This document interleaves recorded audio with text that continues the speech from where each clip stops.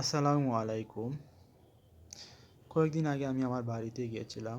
তারপর আমি আমাদের খামারে, এটা একটা ধান ক্ষেত। এই ধান ক্ষেতের সৌন্দর্য দেখে আমি সত্যিই মুগ্ধ হয়েছিলাম। তারপর একটা ভিডিও করে রেখেছিলাম। প্রকৃতির অপরূপ সৌন্দর্য, সবুজে ঘেরা আমার এই সোনার বাংলা। ছোটবেলা বইয়েতে পড়েছিলাম, বাংলাদেশ নিয়ে এরকম লেখা কতই না পড়েছি। এরকম প্রকৃতি আমি সব সময় দেখতে পছন্দ করি। যখনই আমি বাড়ি যাই, চলে যাই এই রকম প্রকৃতি দেখার জন্য, হয়তো হাওরে, নয়তো ধান খেতে, অথবা নদীর পাড়ে। কৃষকরা অনেক কষ্ট করে এইরকম চারা রোপণ করে, তারপর কষ্টের ফল হিসাবে এইরকম ধানের শীষ, ধানের ছোড়া। এর কয়েকদিন পর আমি সেই একই জায়গায় আবার যাই এবং এইরকম পাকা ধান দেখে সত্যিই মুগ্ধ হই। কৃষকের অনেক কষ্টে বোনা এই ধান দেখতে কার না ভালো লাগে বলেন তো।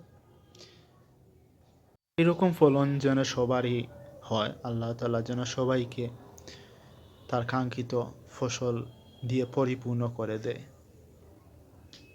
দেখুন কি অপরূপ সৌন্দর্য, যতদূর চোখ যায় সৌন্দর্য যেন মন কেড়ে নিয়ে যায়। একই জায়গায় দুই সময়ের ভিডিও সত্যি মুগ্ধ করে। দেখুন কি অপরূপ সৌন্দর্য ধান, সত্যি। দেখুন আমি আরো কাছে নিয়ে আপনাদেরকে দেখাচ্ছি। দেখুন ধানগুলো দেখতে কি সুন্দর, এ যেন অন্যরকম একটা মায়া। মানুষের প্রকৃতির প্রতি টান, প্রকৃতি মানুষের প্রতি টান। মানুষ যতই প্রকৃতিকে ছেড়ে দেখ, প্রকৃতি কিন্তু মানুষকে ছাড়বে না। দেখুন কি অপরূপ সৌন্দর্য, ধানের ছোড়াগুলো মানুষের মন কেড়ে নেয়। আর এজন্য হয়তো কৃষকরাই কৃষিকাজ করে যায়। ফলনের পিছনে এই নদী, আমরা বইয়েতে পড়েছিলাম, বন্যার পানি পলি নিয়ে আসে, সেই পলি মাটি ফসলকে উর্বর করে তোলে।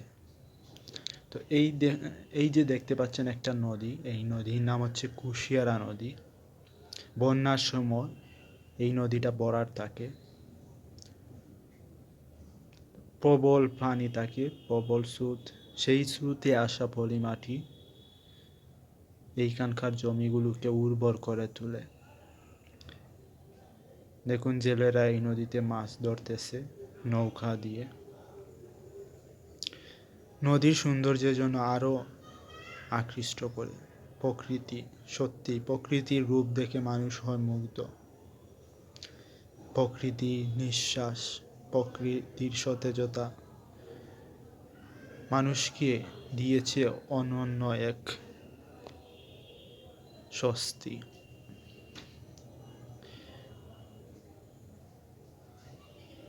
এইগুলোতেই আমার বেড়ে ওঠা, এইগুলোতেই আমি হয়ে ওঠা।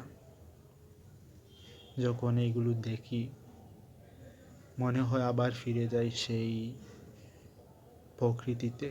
যত দেখি তত মন ভরে না, যত দেখি তত মন কেড়ে নেয় এই প্রকৃতি। আমার সোনার বাংলা, আমি তোমায় ভালোবাসি।